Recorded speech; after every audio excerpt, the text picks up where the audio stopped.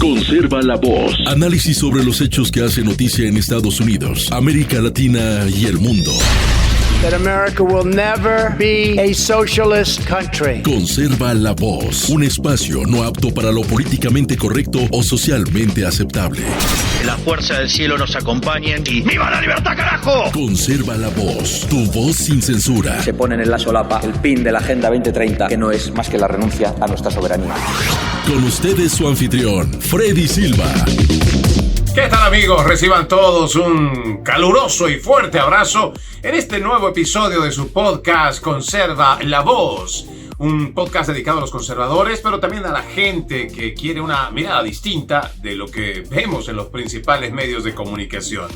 Soy Freddy Silva, desde Tampa, Florida. Buenos días, buenas tardes, buenas noches, donde quiera que nos estén escuchando. Sean cordialmente bienvenidos. Déjenme ver, el calendario marca 14 de agosto de este 2025. Y solamente les recuerdo, ya han pasado 14 días, medio mes de este agosto. Y también, solo para que usted lo sepa, 8 meses de lo que ya comenzó este nuevo año, supuestamente, que lo tenemos tan fresquito en la memoria.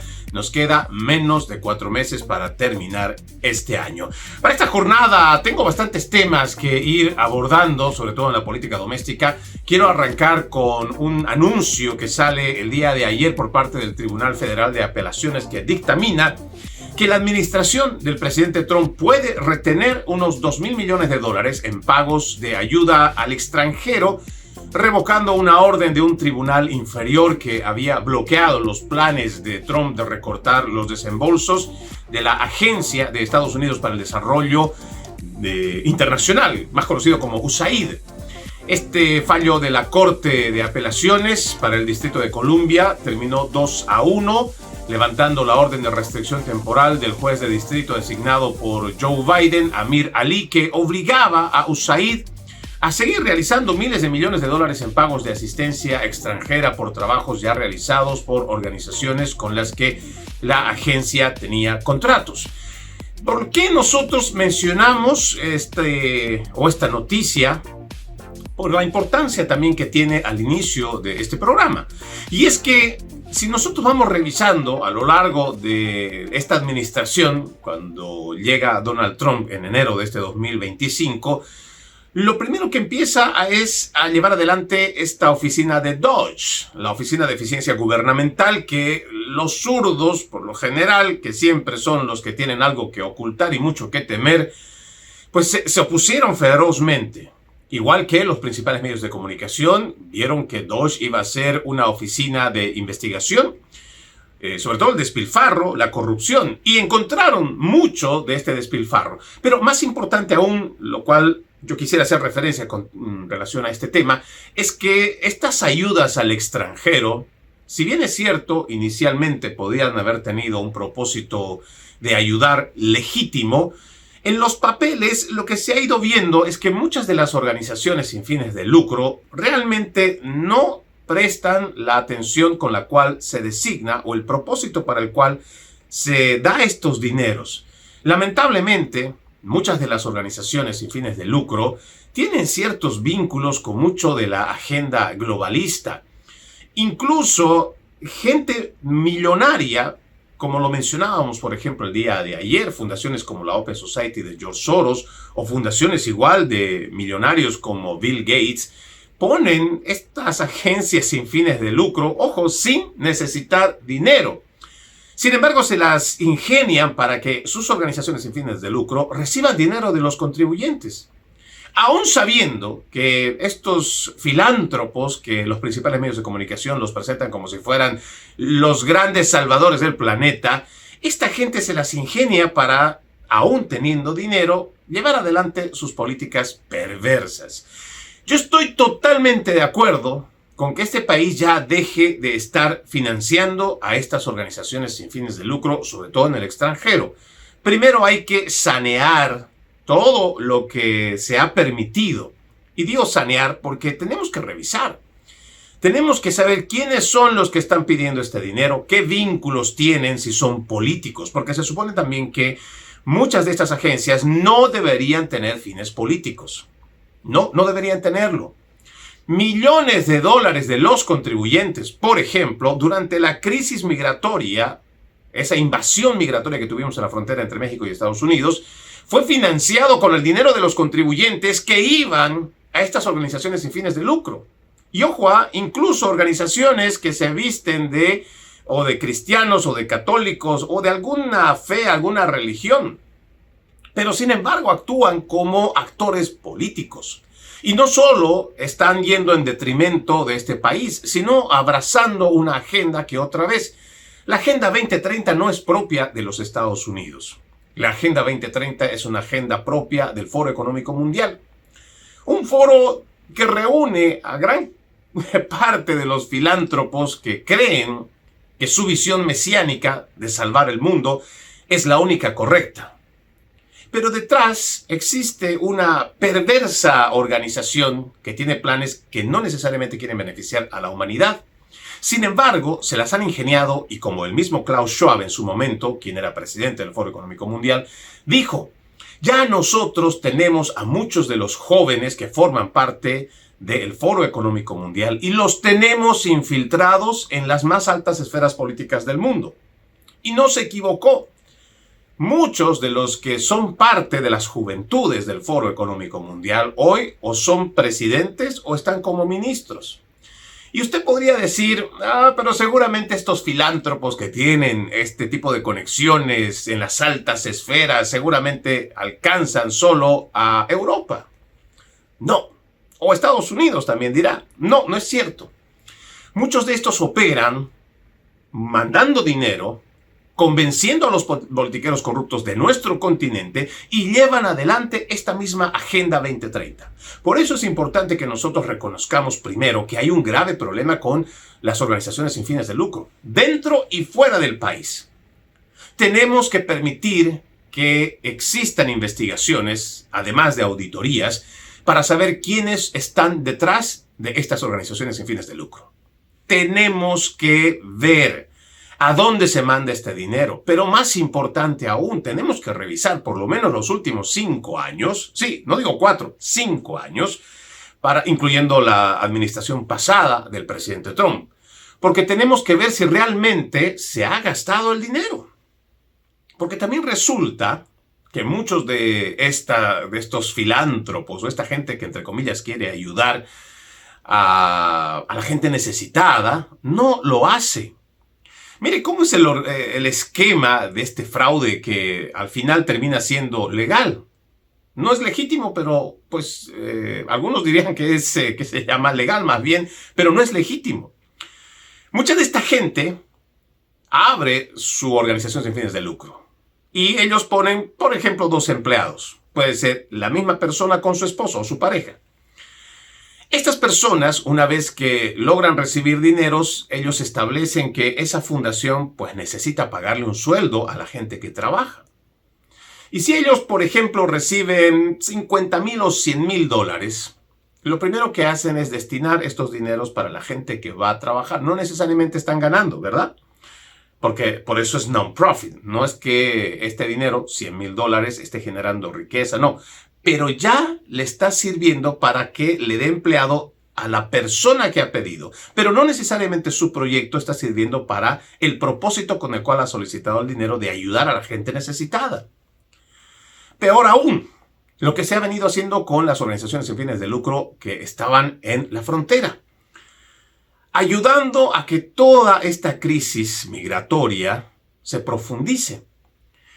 Si usted revisa, y yo lo invito muy respetuosamente a que vea las cuentas de muchos periodistas independientes en la frontera, Anthony Agüero, por ejemplo, o también podríamos revisar muy detenidamente los videos que ha publicado uno de nuestros invitados o asiduos invitados en este programa, como es Oscar el Blue Ramírez. En muchas de las carpas donde se supone han ido a ayudar a los niños, muchas de estas organizaciones sin fines de lucro, no solo se han encontrado ropa interior de bebés, algunos desgarrados, algunos con sangre, preservativos. Muchos de estos niños, adolescentes también, no acompañados, ni siquiera se sabe el paradero hasta el día de hoy. Ya le he dicho que la cifra varía, depende de quién lo denuncia. Se habla desde 50,000, 150,000, 250,000 o incluso hay una cifra de 350,000 niños de los cuales no se tiene idea dónde están, si están con sus padres, si llegaron a buen puerto o están siendo víctimas de la trata y tráfico de personas. Por eso creemos que esto que acaba de recibir el presidente Donald Trump por parte del Tribunal Federal de Apelaciones no solamente debería ser una victoria para esta administración, sino también un incentivo para que a raíz de esto se lleve a fondo trabajos de investigación para saber si realmente las fundaciones sin fines de lucro están sirviendo con el propósito para el cual están recaudando dinero. Segundo, si están o no actuando en favor de la población a la cual pretenden ayudar o es que simplemente están haciendo algún tipo de acto político. Y habrá que auditar. Y a quienes están cometiendo el delito de usufructuar, quedarse, enajenar el dinero que duramente lo pagamos nosotros los contribuyentes, pues tendrá que haber algún tipo de responsabilidad. Ya basta de que esta gente simplemente diga, bueno, ahí están los números, ahí están los registros, nosotros no sabemos nada. Basta. Tendrá que haber responsabilidades las cuales tendrán que asumir. Puede ser una vía política, puede ser una vía civil, igual que penal, cualquier vía. Pero tiene que haber proceso. Es lo que venimos diciendo desde el inicio de esta oficina de Dodge, que ha encontrado, sí, y además lo han hecho público, corrupción. A nosotros realmente esos titulares de corrupción no es que nos agraden del todo. Es bueno que se haya encontrado y se haya investigado. El tema es, ¿dónde están los nombres? Porque alguien tuvo que haber cometido esa corrupción. Alguien tuvo que haber hecho despilfarro de nuestro dinero, del dinero de los contribuyentes. ¿Dónde está esa gente? ¿Por qué no están siendo procesadas? El Departamento de Justicia ya ha presentado la lista de nombres de quienes Dodge ha dicho que son los que han hecho despilfarro de dinero. Pues que yo sepa, hasta ahora no lo he visto. Por eso hay que presionar a esta administración. Que si vamos a hacer el trabajo, lo mismo que decíamos con el que ahora está a la cabeza del Buró Federal de Investigaciones, Kash Patel. Le dijimos, es importante saber que hay gente dentro de la política, como por ejemplo lo que ha denunciado también Tulsi Gabbard, que el presidente Barack Obama habría sido quien ha orquestado o ha planeado esto de la colusión rusa. Está bien, pero además queremos nosotros ver qué se va a hacer. Si ya tienen pruebas, tienen documentos y los han expuesto, no necesitamos solamente titulares amarillistas que llamen la atención o desvíen la atención de lo que pasa en el país. No, necesitamos nombres y apellidos de quienes están cometiendo la corrupción. Tenemos que ir avanzando en ello. ¿Por qué? Porque está de por medio la credibilidad de las instituciones estadounidenses, la credibilidad del sistema de justicia. Por eso es que nosotros hacemos el llamado a la reflexión para que esta administración número 47 sea capaz de llevar adelante procesos en contra de quienes ellos han determinado han cometido algún tipo de fraude. Tengo otra información que me encantaría mencionarles, pero este ya es en otro tema, está relacionado con el despliegue que ha presentado el presidente Donald Trump en la capital de los Estados Unidos.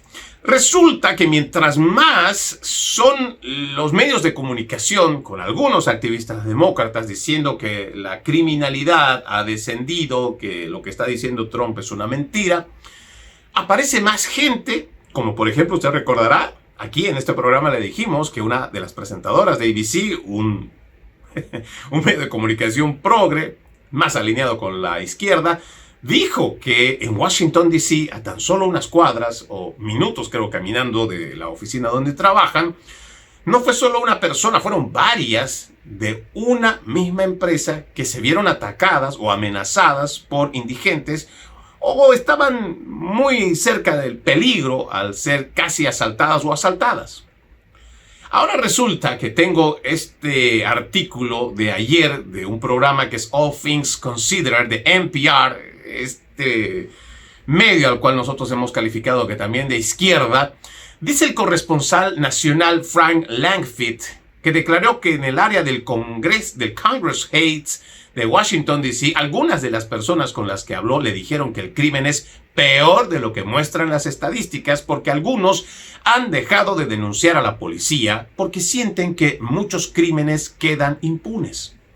Langfitt de NPR, como le dije, afirmó que en el área de U Street, las personas con las que habló dijeron que el crimen no les parecía tan grave. Sin embargo, ellos mismos van diciendo al público que es peor de lo que las estadísticas muestran. Lo que era bochornoso el inicio de esta semana era ver cómo el presidente, mostrando cifras, estadísticas, en cuanto a la criminalidad y la justificación también para poder desplegar a la Guardia Nacional en suelo de Washington, D.C., que instantáneamente, mientras el presidente hacía su disertación en vivo a través de CNN, esta cadena, que es abiertamente antitrumpista, que es abiertamente prodemócrata, lo que hizo fue publicar sus datos, lo que ellos consideran que es la criminalidad. Y esto es realmente bochornoso. Tengo un trabajo de investigación que, si ustedes también gustan, yo los invito a que puedan ingresar a Media Research Center. Ellos son bastante comprometidos con la investigación, pero también el seguimiento sobre lo que ocurre en los medios de comunicación y cómo le mienten al país. Hay un artículo que usted lo puede encontrar en newsbooster.org. Dice: CNN y MSNBC, las dos cadenas de cable liberales, prodemócratas, progres, han estado citando estadísticas inventadas en un intento de desacreditar las afirmaciones que hizo el presidente Trump sobre el crimen desenfrenado en Washington, D.C. Durante las últimas 24 horas, escucha este dato que me parece interesante. Estas dos cadenas han citado las dudosas estadísticas más de 70 veces, mientras se niegan a reconocer que un oficial de la policía de Washington, D.C., fue suspendido por manipular esas estadísticas hace solo unos meses. Escuche estos datos. Los hallazgos que hicieron a través de su trabajo de investigación. Durante más de 24 horas, CNN y MSNBC citaron estadísticas manipuladas sobre delincuencia en D.C. 73 veces.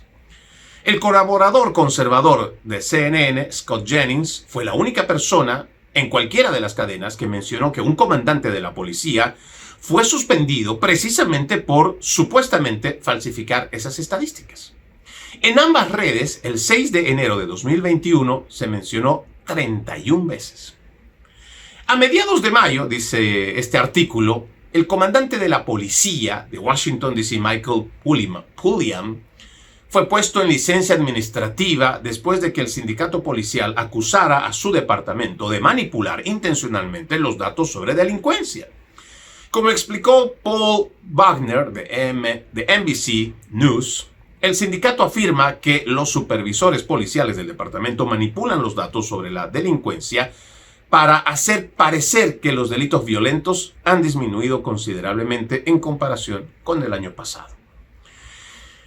Pero desde el pasado lunes, cuando empezó todo esto de que el presidente Trump quiere empezar esta campaña de limpieza de la criminalidad en la capital de los Estados Unidos, dice: CNN y MSNBC han citado continuamente esos datos contaminados en respuesta al anuncio del presidente Trump de que el gobierno federal asumiría el control de la policía en el distrito.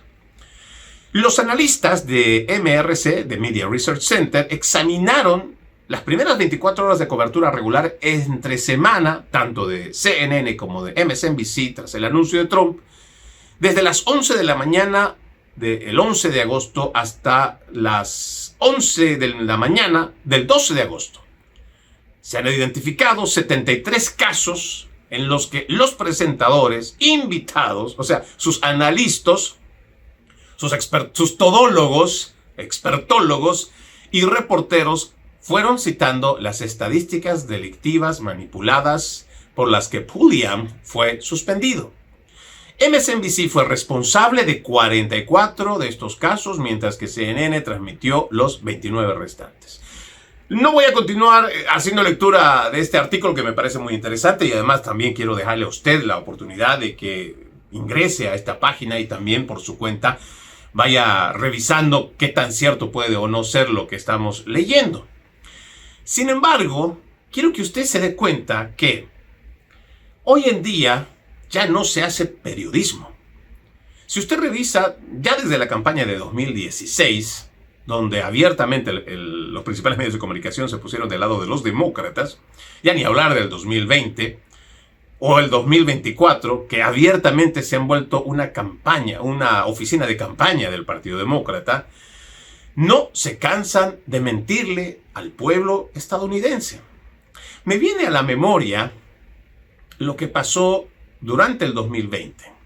Usted recordará que nosotros hicimos hincapié en la computadora portátil de Hunter Biden. Es más, en lo personal, mi cuenta con casi 60,000, o bueno, más de 55,000 seguidores en X, antes Twitter, al momento que retuiteé el trabajo de investigación del New York Post sobre la computadora portátil y también de Marco Polo, que pudo certificar que esa información era verídica, simplemente procedieron Twitter a suspenderme la cuenta. Y ni hablar del resto de las plataformas digitales o las redes sociales también. Y ni hablar de los medios de comunicación, pero nos vamos a centrar en los medios de comunicación. No se tomaron la molestia de consultar con sus colegas del Washington Post para decir, mira, sabes, hay estos indicios, rumores de que tal vez eso no sea cierto, que la computadora portátil de Hunter Biden no sea real y están diciendo que posiblemente tenga algo que ver con la colusión rusa. No. Los medios de comunicación ni siquiera se tomaron la molestia de llegar hasta la oficina, hacer una llamada, tratar de encontrar a quienes hicieron la investigación. Nadie quiso ver, de la prensa progresista, aliada de los demócratas, no quisieron ver que esta computadora ya había sido puesta en conocimiento de los agentes federales en el 2019. Y que todos sabían, porque se estaba llevando adelante la certificación de esta computadora, todos los demócratas sabían que el momento que esto se diera a conocer, iba a cambiar la opinión pública de los estadounidenses y por ende podría haber afectado las elecciones de 2020. Porque no se trataba, bueno, a grandes rasgos, sí se podía ver, entre fotografías y videos, que Hunter Biden, el drogadicto, además de convicto criminal, o sea, de un delincuente federal, pues, por crímenes federales, tenía fotos muy vergonzosas, pagándole dinero a prostitutas, ahí se ve que hay drogas, y son bastante desagradables. Incluso se presume, y voy a usar esta palabra, hay presunción de inocencia, porque todavía eso no se ha confirmado, de que existan menores de edad que estaban sin ropa y que estaban alrededor de él, que estaba sin ropa. Pero esto realmente no era el escándalo.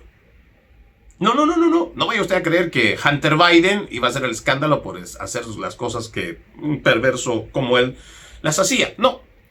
El verdadero problema por el cual tanto la prensa progresista, aliada del Partido Demócrata, vio que esto no tenía que salir, era porque de por medio habían documentos en los cuales se había hecho denuncias e investigaciones que están en el Congreso de los Estados Unidos relacionados con el presunto tráfico de influencias de la familia Biden, que durante la vicepresidencia de Joe Biden logró contratos bastante jugosos del extranjero y que fueron canalizados a través de empresas o ficticias o que fueron temporales, pero de la familia Biden. Y esto, si la opinión pública lo sabía en el 2020, seguramente podría haber cambiado la opinión del votante. Porque es una familia perversa, en general. Y no lo dice Freddy Silva porque se lo está inventando, sino porque existen documentos en el Congreso. No se hizo una sola investigación, fueron varias.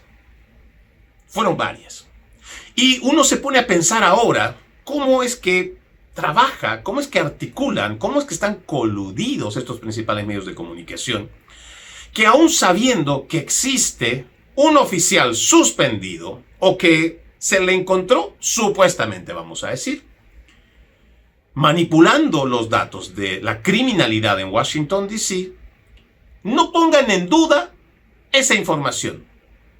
Es que eso es lo más increíble. Existe una persona denunciada porque posiblemente pudo haber manipulado con el propósito de decirle a sus superiores que están haciendo su trabajo. La criminalidad ha bajado, ya todos estamos más felices, todos estamos más contentos, nos sentimos más seguros y bueno, vamos a recibir entonces el aplauso, la plaqueta o cualquier reconocimiento. Por ende, el político también, porque le estaría diciendo a su gente, mira, estamos haciendo lo que nos ordenaste que hagamos a través de tu voto y estamos cumpliendo contigo. Mentira. Mentira. Nuestra capital tristemente está asediada por una criminalidad rampante, lugares que, como yo le he dicho, he vivido 10 años en el área metropolitana de Washington, primero unos años en Maryland, después en Virginia y trabajando en el gobierno federal por casi 5 años. Sí, en Washington, D.C. Ya la delincuencia, hace muchos años, se veía que estaba en crecimiento. Imagínense ahora, después de que nos metieron todo esto de la teoría crítica de la raza, de esto igual de la justicia social, la justicia racial, todos estos ideólogos que se encargaron de cambiar las percepciones de los votantes y que hoy creen que de alguna manera hay que justificar a quienes cometen el delito. Hay que entenderles, hay que ponerse en su lugar. Y yo me pregunto, ¿y si fuera usted al que asaltan? ¿Todavía se va a poner en el lugar de esa persona que le asaltó?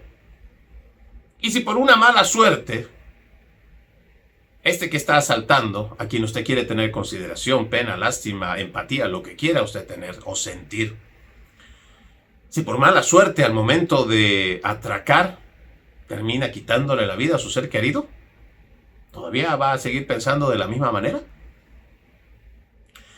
Los principales medios de comunicación, mi pregunta es, ¿cuándo van a reaccionar? No solamente pierden credibilidad ante su público, más importante es el perjuicio que le hacen a su comunidad. Para tratar un problema, primero hay que reconocer que existe un problema. Y a partir de ello empezar a buscar soluciones. Pero primero hay que ver si existe o no un problema. Y eso es lo que es preocupante por parte de los medios de comunicación. Solo por hacer el activismo de oposición, que hoy, como no existe un líder demócrata, como no existe un liderazgo del Partido Demócrata que esté haciendo oposición, tanto jueces como fiscales demócratas o prodemócratas o progresistas quieren hacer de oposición. Y tenemos estos principales medios de comunicación que también dijeron, bueno, ante la ausencia de una oposición del partido, pues tenemos que hacerlo nosotros que somos sus aliados. Esta es la triste realidad en lo que se ha convertido nuestra prensa estadounidense, de los principales medios de comunicación. Ojalá puedan hacer algún tipo de reflexión, porque al final del día, más allá de su triste credibilidad, que todavía creo le queda un poco a esos medios, es el perjuicio mayor el que le hacen a los ciudadanos con los que conviven. Vamos a nuestra primera pausa en Conserva la Voz. Ya regresamos con más.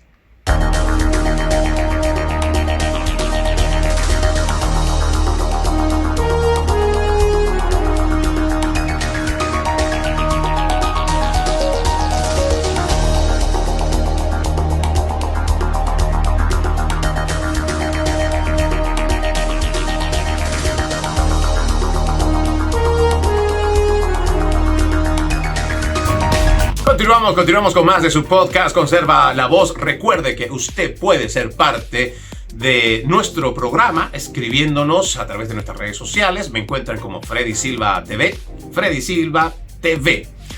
Solamente en la red social Instagram me encuentra como Freddy Silva 80. El resto, pues me encuentra como Freddy Silva o Freddy Silva Ayala también. Encantado recibo sus mensajes y a quienes tengan alguna consulta de alguno de los textos que hacemos lectura o investigación, por supuesto lo recibimos con mucho agrado, y si también quiere pues debatir o no está de acuerdo con lo que pensamos, también con mucho gusto recibimos su opinión. Hay un tema que pues me vuela la cabeza, me pone de muy mal humor y seguramente usted pues no sé cómo lo recibirá, pero déjeme se lo cuento. Un sacerdote católico está bajo investigación por supuestamente iniciar una relación de años con una stripper de 17 años, además de pagarle cientos de miles de dólares para que no lo dijera. Se trata de Robert Sullivan, de 61 años. Está con licencia como pastor de la iglesia de Nuestra Señora de Dolores en Homewood, Alabama, después de ser acusado públicamente de iniciar esta relación con Heather Jones. Ahora ella tiene 33 años, pero esto supuestamente cuando ella tenía 17 años es que comenzó en el 2009. Jones, la que demanda, dijo en una carta a la diócesis de Birmingham y compartida con The Guardian que conoció a Sullivan, al pastor, al cura, mientras bailaba en un club de striptease que él frecuentaba. Mientras le daba propina, le ofreció $273,000 para firmar un acuerdo de confidencialidad a cambio de una relación continua que incluiría apoyo financiero a cambio de compañía privada. Jones fue criada en un hogar de acogida debido a la grave negligencia de su madre. Dijo estaba indecisa, pero finalmente aceptó debido a su persistencia y al estado mental en el que se encontraba. Es la carta que explica a la diócesis. Días después, dice, recibió 2 transferencias bancarias de $136,500, cada una a nombre de un despacho de abogados. Sullivan, el pastor, que inicialmente se hizo pasar por médico, la llevó de compras, a comer, a beber y a hospedarse en hoteles en al menos 6 ciudades diferentes de Alabama a lo largo de la relación que duró hasta este año, que hace la denuncia. El sacerdote le compró un teléfono e incluso pagó su ingreso a rehabilitación mientras sufría de adicción y depresión, afirmó la acusadora. Entre julio de 2024 y marzo de este año, una cuenta de Venmo a nombre de Jones le habría pagado a Jones casi $120,000. Jones, la que acusa, dijo que se sintió obligada a hacer públicas estas acusaciones porque Sullivan trabaja muy cerca con las familias y sus hijos en su iglesia.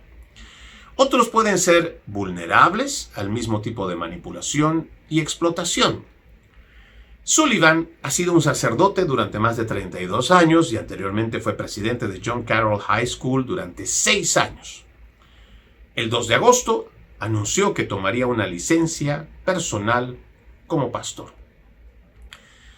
Seguramente hay muchos sentimientos encontrados. Si usted es parte de la Iglesia Católica, usted se hará muchas preguntas. Y también, si es defensora de aquellos padres o sacerdotes que hacen bien su trabajo, seguramente usted dirá, ¿por qué se esperó tantos años? ¿Por qué después también de que fue generoso? Las cifras se las voy a repetir. No, porque no recibió $100, ella no recibió $1,000 para el pago tal vez de la mensualidad de un cuarto, una renta de un mes, no. Ella recibió $120,000 en una segunda entrega y $136,500 en una primera entrega. Y para muchos, seguramente también en defensa de este pastor, pues estarán diciendo, ¿cómo es posible que exista o violación o que pueda existir algo turbio o no de mutuo acuerdo cuando existe tanto dinero de por medio? Más allá de la percepción que usted pueda tener y más allá de la inclinación, del apego hacia una fe que también seguramente debe tener, habría que serlo bastante objetivos también.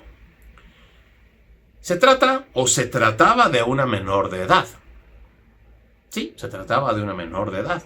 En ese momento, 17. Alguno podría decir, seguramente ya tenía el cuerpo de una mujer adulta y tal vez esta joven porque dice que al principio no se presentó como sacerdote, sino como médico, tal vez lo que vio era alguien que posiblemente económicamente le podría sustentar y recibe el dinero o cualquier tipo de oferta. Pero además, la otra cara de la moneda que tal vez no vemos es cómo es que una menor de edad que se supone está en un lugar de acogida se le permite trabajar como stripper. Y ojo, no estoy haciendo defensa del pastor Sullivan ni de la iglesia, y yo me declaro abiertamente un seguidor de Cristo, soy parte de la iglesia católica y no estoy haciendo defensa del pastor. Ahí seguramente la investigación que salga nos dirá si fue o si hubo o no. Hay muchas preguntas que como sociedad tendríamos que hacernos. Más allá de condenar la equivocación o premeditadamente la acción de un pastor que además paga con muchísimo dinero, y vaya a saber si es de su dinero o es dinero de la iglesia, o sea, de los mismos fieles. ¿Cómo es que nosotros como sociedad ciertas cosas no las estamos viendo? Sí, aquí dice que su madre, pues simplemente la dejó a esta joven en un centro de acogida, cuidado de jóvenes. La responsabilidad de los padres, ¿dónde está? La responsabilidad de la institución que se supone debió cuidar, vigilar y saber qué estaba o en qué pasos andaba esta muchacha. La iglesia misma. ¿Cómo es que se permite hacer un gasto de más de $200,000 sin preguntar para qué? O si este pastor ya tenía de su dinero personal, es increíble cómo puedan derrocharlo o malgastarlo de esa forma. Más allá de la interpretación que nosotros podamos darle a este caso, pienso que la reflexión tendría que partir por cómo, como sociedad, vemos o la defendemos o la entendemos, la queremos comprender. ¿Cómo es que podemos nosotros analizar esto que a mí me pareció y me llamó mucho la atención? Porque tiene muchas aristas y va a depender mucho de lo que diga la investigación. Sin embargo, ya de fondo, no creo que esto sea algo nuevo. Y no necesariamente esto puede estar envuelto solo con una iglesia, con un credo. Cómo nuestra sociedad se nos está yendo al tacho de a poco. ¿Qué estamos nosotros haciendo para aportar en ello? ¿Lo estamos haciendo? Y digo aportar, sí, no me estoy equivocando. Porque con nuestra desidia, nuestra falta de interés en el prójimo, nuestra falta de supervisión con los hijos, nuestra falta de comunicación entre pareja, muchas de estas cosas parten de la familia. ¿La estamos cuidando? ¿Estamos teniendo familias fuertes? ¿Con hijos sanos, con convicciones sanas? Estas preguntas tenemos que hacérnoslas. Permítame cambiar de tema. Se trata ahora de un candidato republicano por Nuevo México que ha sido condenado a 80 años por organizar tiroteos desde vehículos en casas de los demócratas. Un aspirante a representante republicano de nombre Salomón Peña, de 42 años, se había postulado originalmente para el distrito de la Cámara de Representantes con sede en Albuquerque en el 2022, pero pues simplemente no ganó. Resulta que este sujeto estaba convocando a partidarios de la derecha para que armados fueran a tirotear casas de los demócratas. Y es que esto es inaceptable. Nosotros somos conservadores, nosotros tenemos una línea muy marcada de derecha. Personalmente entiendo que quienes siguen mis redes sociales sabrán que tengo muy clara cuál es mi postura. Pero aún sea un republicano, un ultra maga, un ultra conservador, esto no se puede aceptar. No podemos rebajarnos al nivel de la izquierda, hacer acciones temerarias como generalmente lo hace la izquierda. Y vamos a condenar públicamente este tipo de cosas. Este sujeto, afortunadamente, ha recibido todo el peso de la ley. Sí, 80 años de prisión. Vamos a ver, ¿qué dice más de acá? Dice, el sujeto de apellido Peña, dice, rápidamente formó un plan sofisticado dirigido contra funcionarios electos en el estado. Esto es lo que dijo el juez del Tribunal de Distrito, Keith Riggs, durante su sentencia. Había sido arrestado ya en 2023 después de un intenso enfrentamiento con un equipo SWAT y acusado de contratar a 4 hombres para disparar contra las casas de los comisionados del condado de Bernalillo, Adrián Barboa y Debbie O'Malley, y también los senadores estatales Linda López y Mo Maestas. todos demócratas registrados. Ojalá gente como este señor Peña, y estoy siendo bastante decoroso con el adjetivo que le puse, ojalá que enfrenten todo el peso de la ley. Si estamos en busca de restituir la ley y el orden en este país, no podemos estar prestos a hacer estos actos vandálicos. Por supuesto que no. Y lo condenamos públicamente. Vamos a la última pausa en Conserva la Voz. Ya regresamos con más.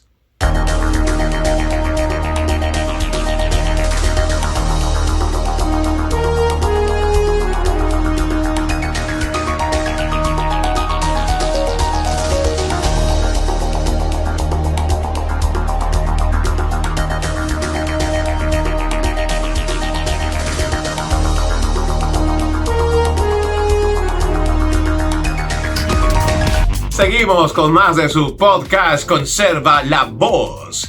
Desde Tampa, Florida, como siempre es un gusto mandarles un abrazo. Ya les dije, el calendario para hoy es 14 de agosto, estamos en día jueves, bastante calor en este lado de la Florida. Y en más información, le cuento que el Departamento de Estado de los Estados Unidos ha hecho una advertencia que me parece muy significativa. No tiene que ver tanto con la política doméstica, sin embargo, como nosotros somos un programa bastante antiglobalista, nos hace mucho, o sea, no es que nos haga feliz, pero sí nos parece muy interesante y sí nos congratulamos, por así decirlo, porque lo venimos denunciando. Esto de la censura en Occidente, en general, está acrecentándose especialmente porque la gente simplemente no quiere decir nada.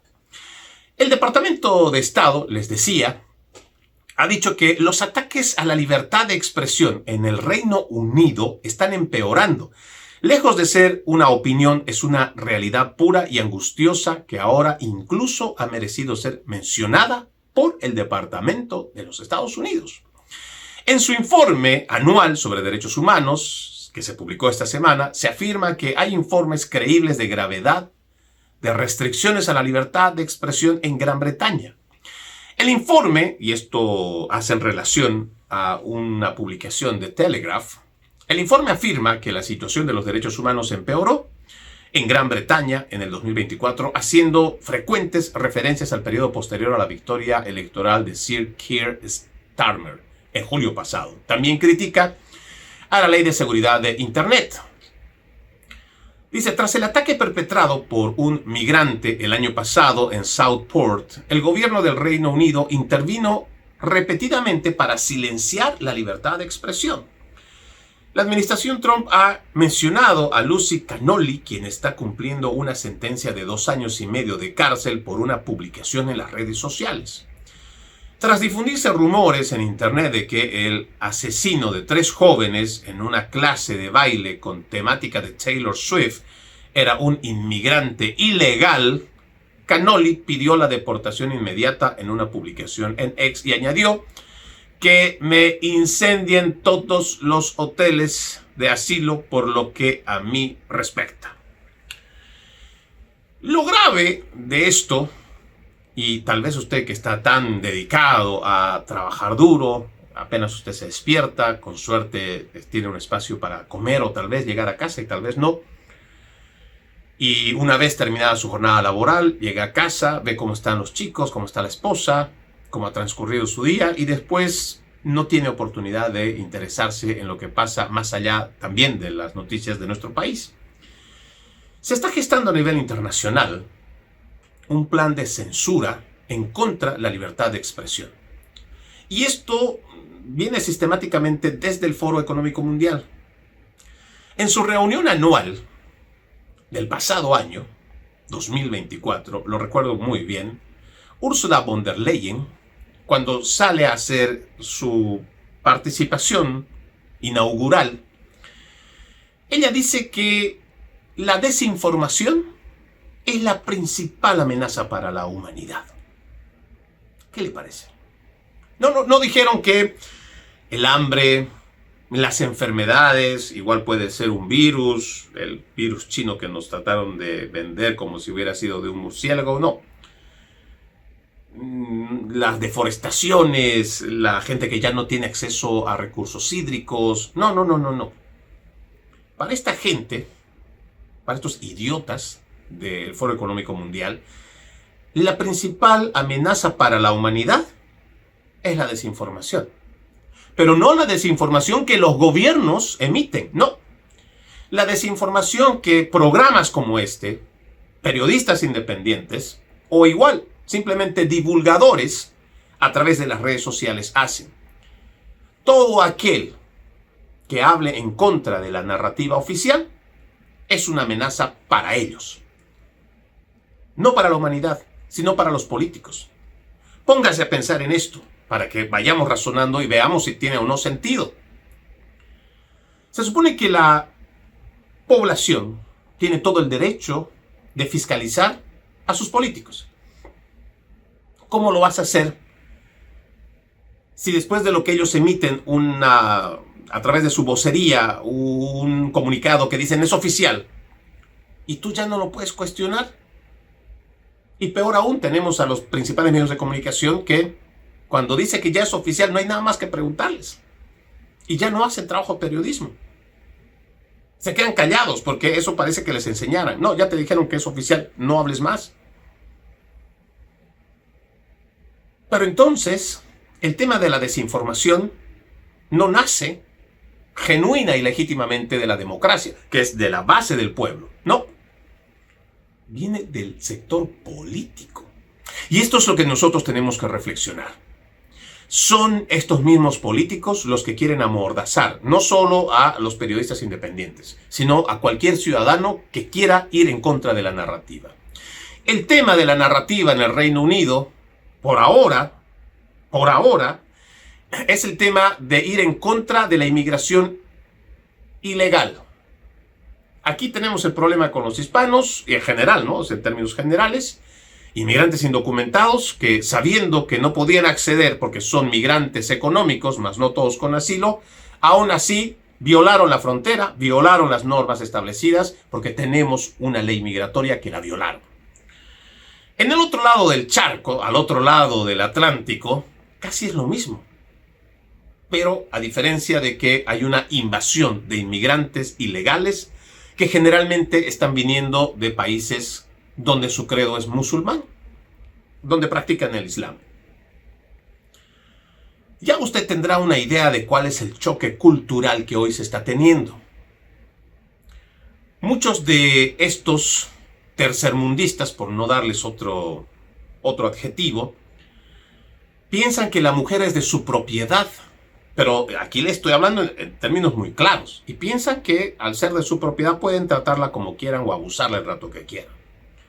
Son miles de denuncias a lo largo de los años que los gobiernos de turno han ido ocultando precisamente ¿para qué? Para no ir en contra de esta agenda del Foro Económico Mundial de el multiculturalismo, la diversidad, la inclusión, la tolerancia. Hay que aceptar a todos porque todos son buenos y todos tienen que estar aquí comiendo con nosotros de la mesa y todos agarrados de la mano. Políticos cobardes, pusilánimes es lo que tienen allá. Y todos estos politiqueros malparidos son igual de la izquierda, todos en general, que promueven esto. Y no estoy hablando solo del Reino Unido. Revisemos en general Occidente. Antes de la llegada de Meloni en Italia. Ahora, en España, es crítica la situación con toda esta invasión migratoria. Ya ni hablar el tema de Francia. La gente que ha ido visitando los últimos meses o los últimos 2 años, París, una zona emblemática o zonas emblemáticas turísticas, llena de suciedad y de gente que vive en la calle, parte de esa inmigración masiva y descontrolada que promueve el Foro Económico Mundial con las Naciones Unidas. Pero resulta que tú no puedes decir nada, tú no puedes criticar, tú no puedes señalar, tú no puedes hacer algún tipo de mención en contra de algo que tú ves que es dañino para tu ciudad. No puedes hacerlo. ¿Por qué? Porque prácticamente te censuran, te cancelan. Automáticamente, si tú dices algo en contra o de una comunidad, o puedes igual decir, están viniendo menas a robarle a nuestros hijos a plena luz del día que solo están yendo a pasar clases en las calles de España, está pasando esto. Decirlo de esa manera, que son estos menas, ya es un delito de odio. Ver la realidad objetiva que tus ojos están apreciando, ya es un delito de odio. Si tú abiertamente dices que son estos inmigrantes indocumentados o estos ilegales que han entrado a través de una invasión migratoria y van y se meten en tu propiedad privada, en tu departamento, eres un xenófobo y eres un racista. Sin embargo, hay que tener empatía con toda esta gente que viene a recibir subvenciones de los gobiernos con dinero de los contribuyentes, y tú no puedes ponerte en el lugar de ese ciudadano, por ejemplo, español, tal vez un adulto mayor, que es dueño de su propiedad, que lo han sacado a patadas o que simplemente lo han sorprendido cuando fue a comprar a la tienda pan y cuando volvió ya estaba ocupada, y no puedes sacar a estos delincuentes. Y no te puedes poner en el lugar de esa mujer, en el lugar de ese señor adulto mayor que no tiene dónde vivir. No, ¿por qué? Porque si te pones en el lugar de él, no eres humano, eres un racista, eres un xenófobo, eres un antiinmigrante. No está pasando solo en esa parte de Occidente, sino en este otro lado también de Occidente, en los Estados Unidos. Por eso esta advertencia me parece que es importante mencionarla. Porque decir la verdad, denunciarla como es, está buscando el politiquero de izquierda silenciarlo. Qué bueno que el Departamento de Estado haya tomado por lo menos esta idea de lo que está pasando allá en Europa, porque tarde que temprano, si nosotros tampoco no lo vemos, no lo abordamos, no lo analizamos, tarde que temprano esto también podría pasar a este lado del Atlántico. Finalmente, solo quiero ya despedirme con parte de este tema. Dice: la promesa de prosperidad económica derivada de la migración masiva sufrieron un nuevo golpe esta semana, ya que datos del gobierno revelaron que el número de inmigrantes desempleados que viven en Gran Bretaña alcanzó un récord este año y casi 1.3 millones de inmigrantes están solicitando asistencia social. O sea que además de que les van a dar algún tipo de dinero, además le van a terminar pagando también el desempleo.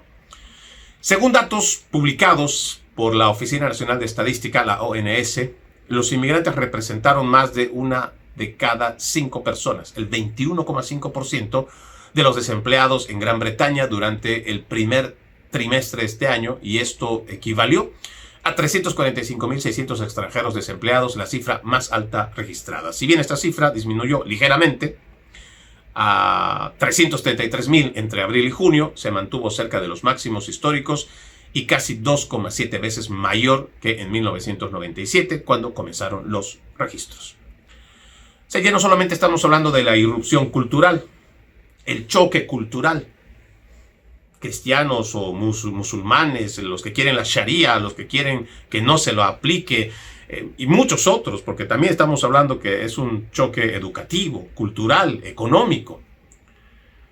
Sin embargo, toda esta promesa del multiculturalismo que nos hace la izquierda, porque es de la parte de la internacional socialista, no funciona, no está funcionando.